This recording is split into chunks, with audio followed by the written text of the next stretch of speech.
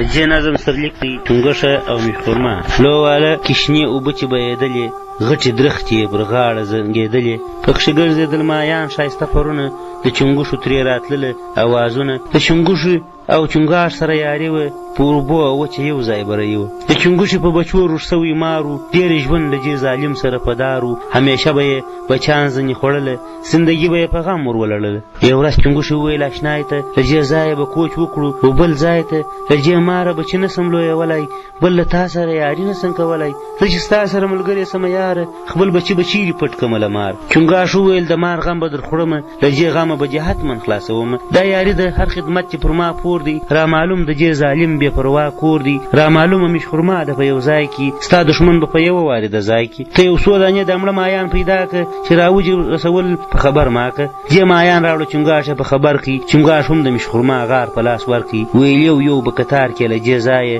دا رقم مشخورما ځي د مار تر ځایه دې هم لیکه کړه مایان پر هغه لاره سیده تللې وه دا لار د مار تر غاره مشخورما چې د خپل غاره پر وتو سوه بس خوشحاله د مایانو په لیدو سوه په خوړلو یې شروع سوه مخ ته درومي چې دا یو لا په خوله کې وي بل مومي اخر مایې وخوړې مړه سوه مار یې هلته سو په سترګه په جګړه سوه تر یو وخته یې د مار سره جګړه وه مار یې مړ کړ ځکه دا په نس مړه وه مار یې یوړې دوې او درې ټوټې تر کوره خوشحالي سوه د چونګوشې پر هر لوره به چونګاښ لره یې ورکړه انعامونه ویل اوس به مې بچیان وي کتارونه چې پخوا به مې هر څه بچي راوړله مار ظالم به په یوه ګړي خوړله دا چې یار د هر چا داسې عقلمن وي هغه ولې له نصیبه ګیلهمن وي مشخورما له غاره نه راتله د باندې درې څلور شپې یې میله وه پر مار باندې مار چې خلاص و نو راووته له غاره رانوانه سوله بیا پر هغه لاره چې میله یې د مایانو و پر کړې هم د درو شپو خورکه یې وراوړې ګرده ورځ پر هغه لاره وروانه نه یې مار چیرې پیدا کړي نه مایان اخر ستړې سوه ولوېدله پښو نه په راووته چونګښه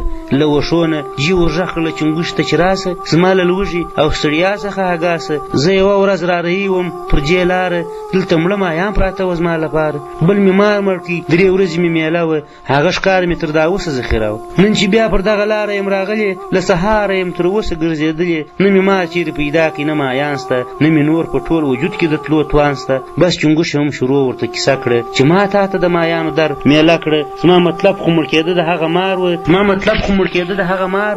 چې په لار کې مړه مایان تا ته کتار وه مشخورما ویل تر عقل دې جارېږم په دا رنګه به دې هر غم ته درېږم نو چونګښې ته اوس کوم لور ته ستنېږې د ډېر وخت کې ما ته داسې معلومېږي نس چې ډک دی پړسېدلي دي لاسونه نه په خوله کې دي در پاته دي غاښونه نه په سر کې دي غوږونه معلومېږي نه دې بڼې پر وجود راته ښکارېږي نو راسه چیر به دې پر ملا کمه لاسونه درته رابسي غاښونه او غوږونه پر وجود به دې ښایستې بڼې پیدا سي په غاښونو به دې ژوند ټوله وساسي دا چې ولرې غاښونه غټ غوږونه په دښمن په دې زړه سوړ سي سر دننه د چونګښې زړه ته ولوېده چې کېږي په اوده د مشخورما مې غاښ شنه کېږي په دې تمه ورنږدې سوه مشخورما ته چې چاره به د غاښو وکړي و ماته مشخورما نوره له لوږې بس ګونګۍ وه د چونګښو به خوړو ته لیونۍ وه په یوه حمله یې سیرې په غاښو کړه تشه ګېډه یې په ډکه تر سږمو کړه ویل خدای چې وې زما په نصیب کړې له غاښونو یې پخوا وې خلاصه کړې چا په شکل د یوه طبیب لیدلی په دوستي کې یې بری دی چا میندلی چې لري چېره منګول چېره غاښونه د دوستۍ په نامه تل سري نسونه